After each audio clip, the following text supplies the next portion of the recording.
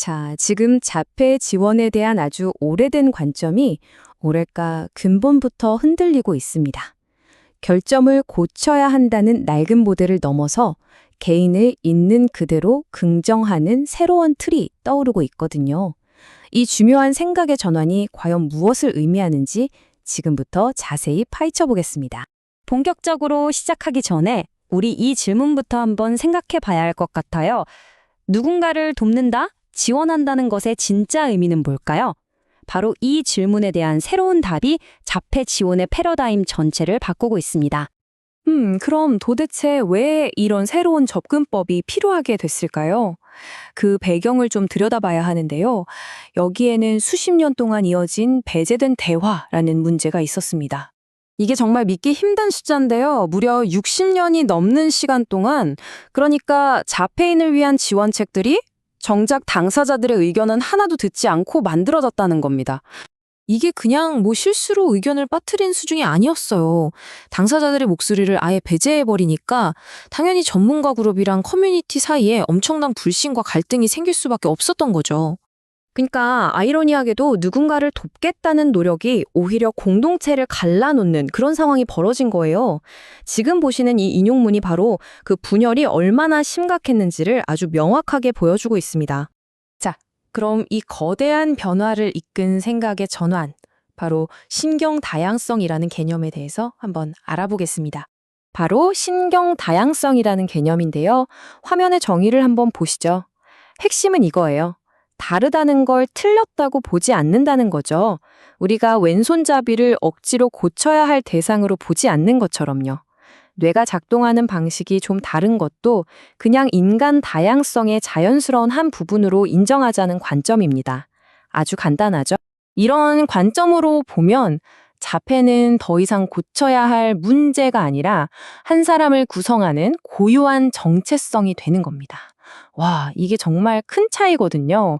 이게 바로 지원의 목표 자체를 완전히 뒤바꿔 놓게 됩니다. 보시면 과거와 새로운 패러다임의 차이가 정말 극명하게 드러나죠? 이제 목표는 더 이상 사회가 정해놓은 어떤 정상의 틀에 개인을 억지로 끼워 맞추는 게 아닙니다. 대신에 그 사람만이 가진 강점을 찾아 지지해주고 공동체 안에서 함께 살아가는 상호 의존성을 새로운 목표로 삼는 거죠. 좋습니다. 그럼 이 신경 다양성이라는 멋진 철학을 실제 지원 현장에는 어떻게 적용할 수 있을까요? 바로 그 해답으로 제시된 게 신경 다양성 긍정 개입, 줄여서 NAI라고 부르는 새로운 틀입니다. 뇌의 핵심 원칙은 정말 간단하고 명료합니다. 개인한테 네가 바뀌어야 해라고 강요하는 대신에 그 사람을 둘러싼 환경, 그리고 사회적인 맥락을 바꾸는 데 집중하는 거예요. 이 개념이 좀 낯설게 들리실 수도 있는데 사실 비슷한 모델은 이미 다른 분야에 존재해요. 예를 들어 트랜스젠더 긍정 케어나 인종차별 트라우마 치유 같은 것들이요. NAI도 마찬가지로 개인의 정체성을 문제로 보지 않고 있는 그대로 존중하고 인정하는 것에서부터 모든 걸 시작합니다. 자, 그럼 이 새로운 틀이 구체적으로 어떤 원칙들로 이루어져 있는지 4가지 핵심 기둥을 통해서 하나씩 살펴보겠습니다. 나이 접근법은 바로 이 4가지 기둥 위에 서 있다고 보시면 됩니다. 첫째는 강점에 집중하는 거고요. 둘째는 혼자가 아니라 공동체 안에서 서로 도우며 사는 상호 이존성을 키우는 겁니다. 셋째, 정말 중요한데요. 당사자에게 선택권을 주는 거죠. 그리고 마지막으로 넷째, 한 사람의 정체성을 이루는 다양한 측면들, 인종이나 성별 같은 것들을 모두 끌어안고 긍정하는 겁니다. 물론 이게 어려움이나 힘든 점을 그냥 무시하자는 뜻은 절대 아니에요. 오히려 그 반대죠. 개인이 가진 어려움에도 불구하고 그 사람의 강점이 더 잘 드러나고 빛을 발할 수 있도록 주변 환경을 조성해 주는 것, 바로 그게 핵심입니다. 이 새로운 접근법이 가져온 가장 근본적인 변화 중 하나를 꼽으려면 저는 성공적인 삶의 기준을 완전히 새롭게 정의했다는 점을 들고 싶어요. 기존의 전통적인 방식에서는요, 최종 목표가 항상 독립이었어요.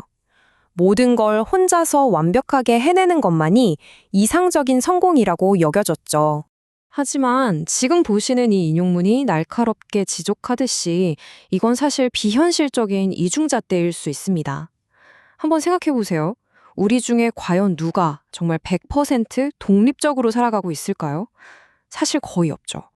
그래서 NA가 제시하는 새로운 목표는 바로 상호 의존성입니다. 이건 단순히 더 현실적인 목표라서 중요한 게 아니에요. 사실 우리 모두가 관계 속에서 추구하는 아주 보편적이고 인간적인 삶의 방식이기도 하니까요. 오늘 우리가 살펴본 이 혁신적인 프레임워크는 그냥 나온 말이 아닙니다.